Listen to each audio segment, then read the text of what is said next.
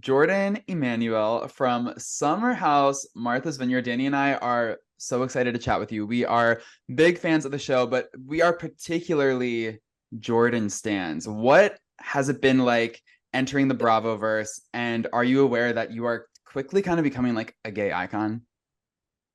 Oh my God, that just made me weak. I needed to hear that today.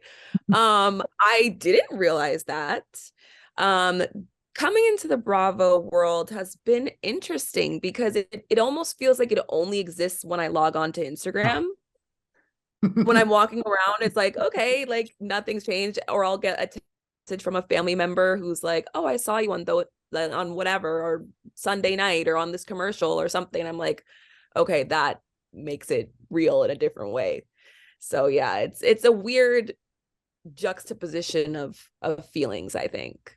I also feel it must be such a weird moment for you because for the first time you're like, oh, I had like ups and downs with people last summer, and now I have to rewatch them and relive them and look at them differently. And then realize also, what are people saying behind my back? Like, how has been the reliving experience for you? That part has been very interesting, is not only seeing myself and, because we never see ourselves from a bird's eye view. So that's a different experience in itself. But also seeing the conversation I wasn't present for. And so now getting the other side of the tea, I was like, oh, okay, this changes things. So yeah, it's been an interesting thing to kind of see it play back, especially since it has been, a good 8 or 9 months at this point. What conversations or confessional moments have been particularly eye-opening for you during these first several episodes? Nick's confessionals and little commentary have surprised me. I didn't I didn't realize that that's how he kind of went into the trip. And I would also say that Shanice is 100% Shanice, which I think cracks me up. Just even seeing her just in like the formal setting of like very on brand for Shanice, very, yep, box checked. Summer so far has been a little bit quieter, but maybe you guys will see that later. Oh. But yeah, those were my big three Well, surprisings. I feel Nick is full of surprises because we learned so recently he has a full-on long-lasting relationship with a girlfriend. How was that twist for you? You know, for the first couple of days that we were there, he came off so much more quiet than I thought he was going to. So I was like, what's happening here? Because the way you were in everybody's DMs, I thought you would be on our shoulder every day.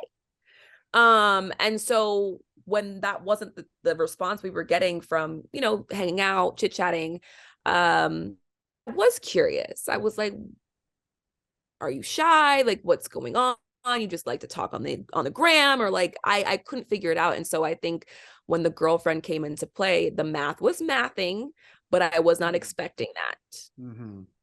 Do you think that if you or Shanice had shown some interest in Nick, would he have maybe cheated on this girl? I don't think he would have. I almost feel like he did that because he knew we weren't going to reciprocate. Oh, that's an You interesting know what I mean? observation. Like, I Okay. feel like he wanted to put it out there, but our responses were clearly not interested.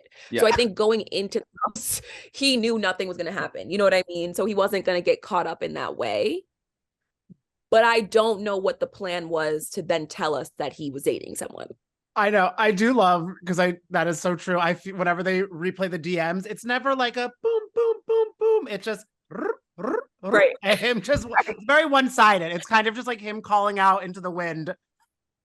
Right. And, And it's like you might get a little double tap yeah, or I, something. that's what I notice. Like when people slide into my DMs with an interesting comment, I do a double tap just because like I feel rude if I don't. Right. So it was nice to see you guys at least give them the little heart. Right. Like, thank you. Thank you for your time. Yeah. Thanks for coming. Jordan, what has it been like watching these first few episodes back and realizing that everyone is in love with you? Like everyone has a crush on you. Everyone. I think I was surprised that's kind of one of those conversations that I was seeing that I was like, oh, word, you guys were really talking about this the moment I stepped inside. Like the bags haven't even been dropped in the room. And so I think that was surprising for sure. From Alex and Nick, I wasn't expecting that. Amir and I have conversations about it, which hopefully you guys will see it at some point, but those two threw me for a loop. Especially Alex, because I was just thinking he was just gonna be doing like a cappella and eating tofu in a corner, which I'm a vegetarian, so I never mind tofu in a corner, but I didn't realize he kind of had that side of him and was kind of playing. I feel Amir like laid his cards all out on the table, but Right. Alex is kind of playing a little longer game. What does Jordan prefer? Like, do you like someone who lets you know fully like, hi, I'm in love with you, or someone just to be like, hi? So first of all, I'm very picky. So this is tough. I'm a tough cookie. I want you to get to know me first. I really do. I just have a hard time believing when men are like, oh, this like you don't even know me. Mm-hmm. So you're basing that off of my aesthetic. Like I don't value that really. You know what I mean? Yeah. I also feel there's so many people that do the love bombing so fast when they're just like, I love you, I want to spend forever with you. So then they could try to be like, oh, okay. And then they're like, who are you? After, yeah. Exactly. And I think, that's great when that works for people. I just am not one. I need stimulation. I need conversation. I need you to think I'm interesting. I need you to think I'm hilarious. Obviously, you need to think I'm the prettiest thing that graced the earth, but I just feel like, okay, what else? Mm-hmm. Well, I feel like Amir, from what we've seen so far, he's playing his cards, right? You seem to be entertaining his interest, his attraction to you. What was it about Amir that kind of, broke a crumb off of this tough cookie? I mean, I think there was an effort. Rowboating isn't necessarily my jam. But you got in the boat. I got on the boat. He tried. He was always quick to give me a sweater when I was cold. Of chivalrous and chivalry and manners. So those are good things. And I mean, he's a sweetheart. And hello, he definitely checked the good-looking box. So yes, I was like, let me see what's going on. Why not? And I think if anybody else asked me for my time, I would have been open to it too. Are you still giving him your time today, Jordan? Because I ship it, and like you said, he's gorgeous. You're obviously very stunning. Like it's like Barbie and Ken. Come on, visually it makes sense, but also I see the chemistry. I know Danny does too. We were just talking about it before we got on this call with you. I do think we have amazing chemistry. I think we have great chemistry now. I just think it's with friendship chemistry. Okay. Yeah. And at what point did you realize it was more of a friendship vibe with Amir? Like, what is it about him that you were like? I mean, he is much younger than me. Oh, he is.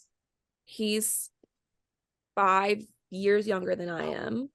Oh, wow. Yeah. Okay. And so before we started this journey, he'd never been to New York City. Like there's just a lot of differences, I think, compatibility wise, that didn't link up. Like if you don't know how to transfer trains, we can't be in the long game together. Basically, if you don't know what the 6 train is, I don't know what to do. He's like, Jordan, do you want to go to M&M World? You're like, oh baby. No.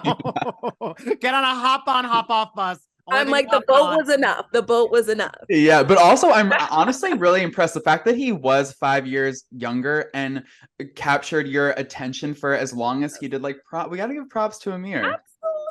Absolutely, yeah. And we love Amir. We're still an Amir fan, but yeah, just not my man. And I'm sure that's also probably why you were like, Jasmine, can we not make this the Bachelorette night 1? Because that was so intense when I was like, what is she really, and I'm glad you told her that, because she really went in being like, there's going to be 5 weddings at the end of this. Yeah. And we haven't coming up this week about just that, actually. Yeah, so I'll let you guys fill in the gaps there. But yeah, I think she just wanted to see everybody kind of in a relationship. And, you know, I would have loved for that to just have unfolded a little bit more naturally. Yeah, well, it's so interesting. It seems like she did want everyone to be in a relationship, but she didn't want Bria to be in a relationship with Simon. What do you think was behind Jasmine's sort of, I mean, Bria calls it disrespect. As a viewer, it just doesn't seem like she believes the relationship is authentic. I mean, what's your take on that whole situation? You know, I couldn't put my thumb on it. And I still can't put my thumb on what it was, the animosity towards Bria and her relationship. You know, at one point we see Jasmine be like, oh, I got engaged after 6 months. And then yet it's a problem when Bria moves to Germany after 6 months. You know, so it was just like, I wasn't sure what was happening.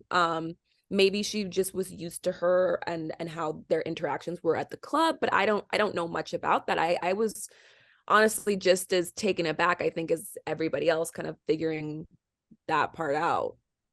I love that you kind of have been acting or trying to act a little bit as a voice of reason to Jasmine, because we even saw with the whole laundry Milo incident when you're just sort of like, you need to like bring yourself into understanding where everybody is coming from.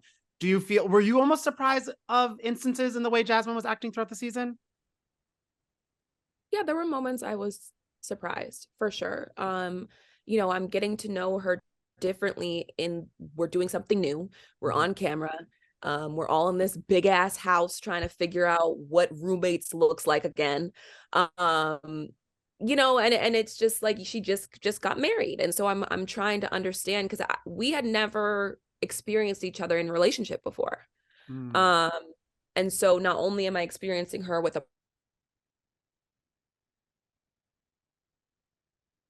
else, and so figuring that dynamic out, coupled with also getting to know Silas, I think was a lot. And I think that changes any dynamic normally, and then add that you're shooting a show, it's like heightened by 100. Yeah, there does seem to be a lot of tension around Silas and Jasmine, and is Silas controlling? And a lot of that is tied to you and the conversations everyone has had about Jordan being the party friend. I mean, were you shocked that that has become such a topic of conversation, you being this like bad influence on Jasmine? And do you think Silas is controlling? You know, I was surprised by that. First of all, I was surprised the conversation, because I didn't know he felt that way. Moment. So that took me like, where did that come from? And then people's reactions, I actually was I felt better about it, because I was like, am I doing, I mean? And so kind of seeing more people reacting like, what do you mean? You know, your friend's going out, you're not doing anything out of the ordinary. I was like, okay, let me get my bag back. Silas is particular. He's particular. I personally, in relationships, require a little bit more independence and freedom. But I mean, if she likes it, I love it. Has Jasmine changed as a married woman? Like, would you say she's a different person than the girl that you got to know at the Playboy Club? There are differences. I wouldn't say that she's a completely different person, but also kind of. Yeah, I mean, single Jasmine is different than wife Jasmine. But again, like, they had just gotten married 3 months before. Silas had been gone for a year before training, so I'm sure they were figuring it out just as much as me, Shanice, Summer, and Bria were figuring out where we stood with Jasmine as well. I also feel, because so much of their relationship was going on like during a lockdown and COVID and everything too. Well, now like people can go out and about and kind of being like, oh, is that how you like to go out? And is that what you like to do? And just kind of like, yeah, this was sort of the me before we met and before we had to be on our couch for a year and a half. Right. And I think, you know, that's kind of what that white dinner conversation was like. Oh, you weren't used to us being out in the streets, basically. So that whole concept being new to somebody on top of everything else, I'm like, yeah, that's a lot. That's a lot of changes in a quick period of time. Yeah. Also, wait, you're pro free drinks, right? Like if someone wants to get someone drinks, like it's fine, right? Like it Absolutely. saves Jasmine and Silas money. But it's also, I just feel like it's good. It's just polite. Like if somebody is talking to me and my friend is there and you don't buy her a drink, I'm looking at you like you're crazy. Yeah. Yeah. Right. Yeah. And And it's also, not that, he's trying to pursue her. It's, to me, it's just, I don't know. It's proximity. It's the polite thing to do. and I like free drinks sometimes and fights. Like when Brie and Shanice were getting into an argument after the thing, and then the guy's like denim jacket, Right. tequila shots are like, you know what? And I love how both of them had denim jackets on. So we don't even know who he was speaking to. It was just like immediately yes. Yeah. Speaking of clothing that I was fixated on, your pink fit when you were dressing Phil down. I've never seen someone look so great shouting in someone's face, Jordan. I wish that scene would like play on like a monitor above my bed for eternity. It was so You're my good. Margot Robbie. You're Barbie July 21st. Yes. I'm living. It's so funny because someone did say it was like a Barbie Beast moment. Like refer to it at that moment. And it was pretty hilarious to watch.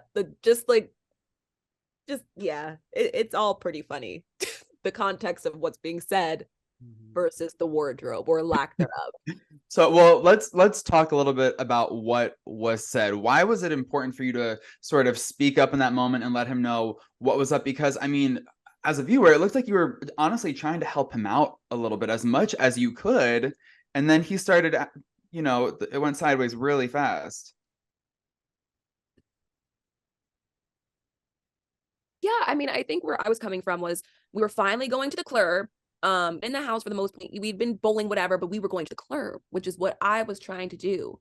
Obviously, party girl or whatever. So, we had just been arguing with Bria and Mariah, and I'm like, okay, we're arriving, and there's still tension. And so I'm like, okay, well, Phil coming, this is an opportunity to kind of wipe the slate clean and start over. Meanwhile, back at the ranch, we don't realize that Phil has left our home in nothing but the opposite of cleanliness. And so everybody's riled up. Shanice and I are just trying to go to the hot tub and mind our business. And so I was like, well, what's happening? How do we find a solution to this? Because clearly everybody's upset. I wasn't even really in full understanding of what had happened. And I felt like instead of actually respecting that I'm trying to give him a lifeline, he continued to play in my face. Yeah. And so yeah, that's when the beast emerged. It's so crazy how so his exit came in tandem with Mariah's exit. They were both kind of like poop related. It was just like a conundrum. It was a literal show. Right. What do you think of the House sort of unanimously voting Mariah out? I know there's a lot of divided opinions on social media about that. Yeah.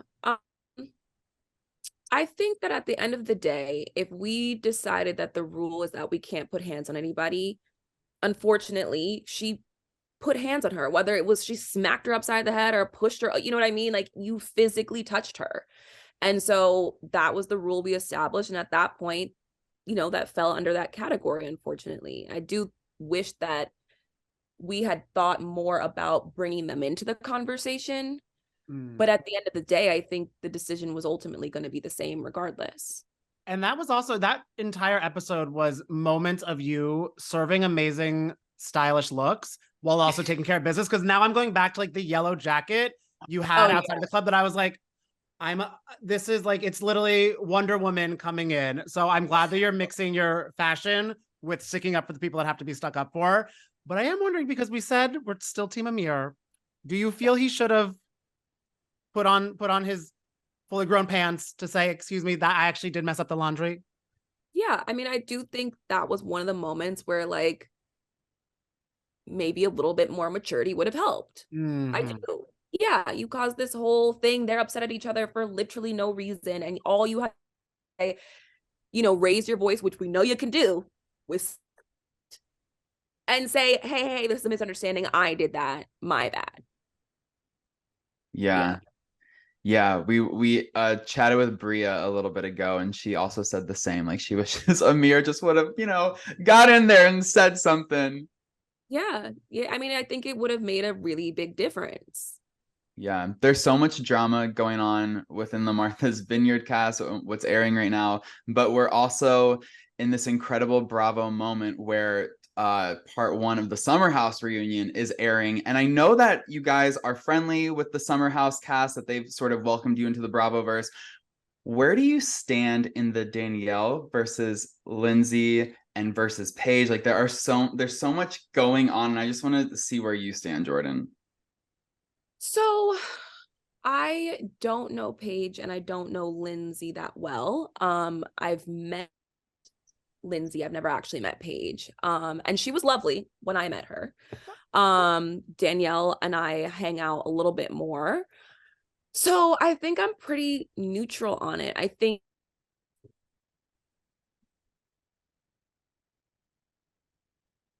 people are reaching a different point in their relationship and their friendships. Things shift and things change, and people can't be the same thing that they always were to each other. And so I think I feel bad that, they don't seem to be having as good of a journey in terms of navigating that new relationship and what that looks like. I really hope that they get to have a great conversation with each other and figure out how to at least be in a respectful place with one another, because I don't see a friendship happening. Paige, though, I appreciate Paige is always going to keep it 100 and just say what she feels. I love to see that. You can't argue that. Yeah. And I also love, because it has been a week of intense finales ongoing right now in the Bravo. We're saying it's like the Bravo Super Bowl season, and Martha's Vineyard is included in that. It's like the perfect Sunday to kick off the rest of the week. With Vanderpump Rules also having like their finales coming out. We did see there were some social media spies that saw that you and Schwartz have hung out a little bit here and there after his Watch What Happens live taping. What did he give you anything about Scandival? What are your thoughts on all of that? And if Schwartz could redeem himself, because right now some Bravo fans are mad at him. I love him. He's just so sweet. Like, literally how he comes off is fully how he is. And sometimes that does get him in trouble. And I fully encourage him to be more sturdy in what it is that is best for him. I think he spends too much time people pleasing and trying to satisfy everybody else, and it gets him in a lot of trouble. And so I would love for him to just be more sturdy in what it is that he needs to do for Tom. Well, himself, Tom, not other Tom. Yeah. So yeah. I think that's where a lot of his issues come into play. He almost is kind of like the Milo of Vanderpump Rules, because he's so adorable. He's such a cutie, and I'm rooting for him. But then I'm like, your shit's in the laundry, dude. You got to take care of yourself. He does. And, he definitely received some cussings that day that I saw him. So I don't know how that ended up playing out, although I guess we're seeing it now. Yeah. But I think he genuinely is somebody that means well. And he's just a really good example of when boundaries are needed.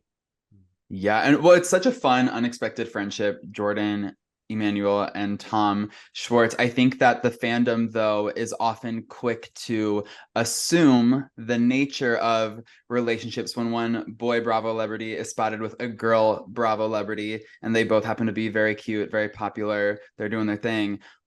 What is the nature of your relationship? Is it friendly? Is it flirty? Maybe now that Amir is out of the picture, because Schwartz jump in there. No, we are 100% friendly. We just bond a lot over music, or like when I have a new set, I'll send it to him, and we literally most of our time is articulating our favorite music or like karaokeing or something like that. Oh, okay. Have you been able to chat with fellow Bravo DJ James Kennedy? I have not. You have? I have not, but I must. It's on my to-do list. I'm seeing like a BravoCon like dual DJ set happening. That would be iconic. Yeah, we're gonna manifest Your that. lips to the universe. I'm Yeah. into that. I already knew you and Schwartz were just friends because he does not know what the 6 train is either. But I love him. He is so handsome and so cute. I would be worried putting him on the subway. I would also get lost. Yes. Yeah. I can't be the guidance and tourist and giving the tour guide. Yes. You need to know where we're going. Yeah. But I'm also No, go ahead, Danny. Go ahead. Oh, I was gonna say, speaking of Bravo crossovers, the 3 of us share a really exciting moment that we all met Marlo Hampton on the same day. Because we interviewed her the time you were on Watch What Happens Live with her. How was we were like starstruck because she's such an icon. How was meeting her? She's fabulous. Yeah. She's so nice. She was just so friendly and just like, giving me advice. She was like, she took my hand in there and we had a kiki. We had a full kiki. Yeah, you two are just in my mind like a very powerful team. I feel like there's like some sort of like shared energy there between you girls. Yeah, we definitely had an automatic synergy. That was my first time doing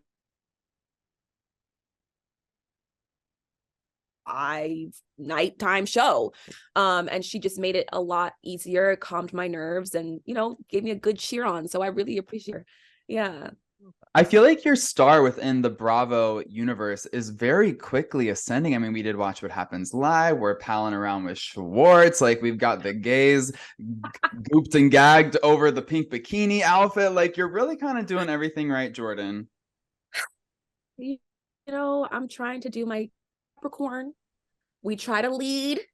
We try to do our thing. But honestly, for me, the most important thing has just been myself. And so I am very that I have people that resonate with my heart because it's real, and this is me. Yeah. And you're also a historical figure. I mean, let's just talk about your legacy within Playboy. I mean, come on. Like, how does it feel to sort of carry that badge of honor as, like, I think you're the last Black Playmate of the year? I'm the last Playmate of the year at all. Ever. Oh my God. That's actually insane to think about. It really, even now, it's been a couple of years, it's pretty hard to conceptualize, because it has been a brand that I've admired. I've always looked at like the Carmen Electras, the Pamela Andersons, the Kelly Monacos. Like I could name so many women that I've always like found empowerment through.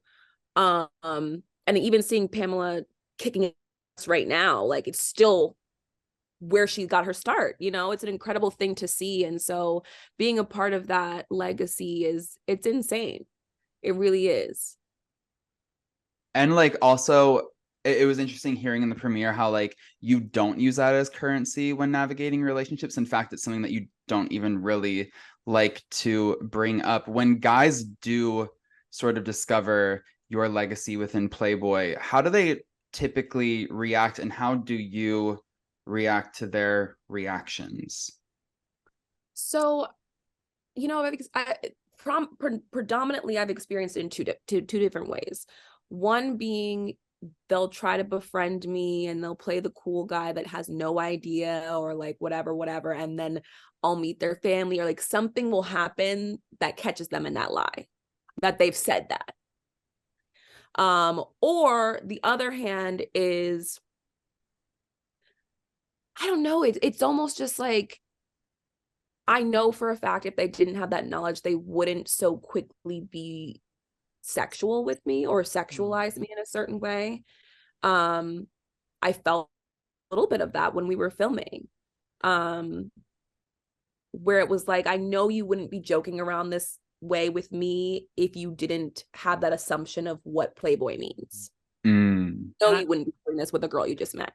And I'm sure also looking back at the conversations that were had without you there, you're probably like, oh, this is just an added level. Like even them all in the car talking about, oh, so who's still into Jordan? Like everything like that. I'm sure it's like the hindsight, oh, I see exactly what you guys are doing. Yeah, exactly. Because at that point, no one had a conversation with me. Outside Jasmine just trying to be like, okay, what's going on? But like from the guy's perspective, I'm like, y'all didn't even make me a part of the conversation about me, about, you know, I think, I don't remember who it was in the car that was like, oh, if she threw it at you, you wouldn't. And it's like, why would you even say that? Oh, yeah. Nobody's throwing ass for any of these. No, you're like, I'm cheersing my year of celibacy, actually. So you all.